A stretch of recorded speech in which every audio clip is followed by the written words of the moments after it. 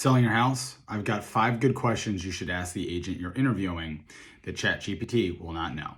Welcome to this week's Too Long Didn't Read version of Ask Eli. So admittedly, I did use ChatGPT for this column, but I did it to find 50 questions that ChatGPT comes up with if you ask it for questions you should ask an agent you're interviewing to sell your house. And I came up with 5 that were not on those lists that I thought would be helpful for everybody to hear. First, you should find out how the agent determines price. So this is less about what the agent thinks on the spot about the value of your home and more about what their approach and process is to arriving at a price that you will ultimately use to market your home. Number 2, who will you be working with?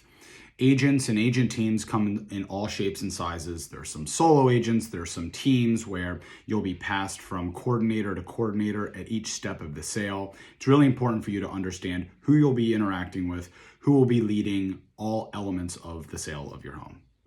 Who will be hosting your open house? An open house is a really good way to interact with buyers, get feedback, highlight strengths of the property, but it's also a really good place for agents to get new business. So you want to make sure that the people who are hosting your open house have interests aligned with yours, which is to sell the home, not find new business.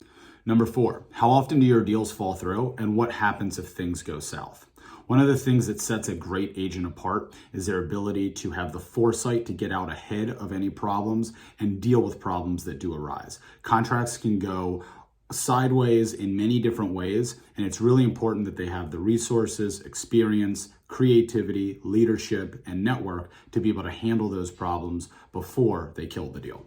And finally, should you sell your home off or pre-market? It's a great question. A lot of people want to know the answer to that. There's a lot of good and bad information out there about off and pre-market sales, and the answer is not the same for every home and homeowner. So it's a great question to ask up front and hear the type of thinking and response that goes into that answer.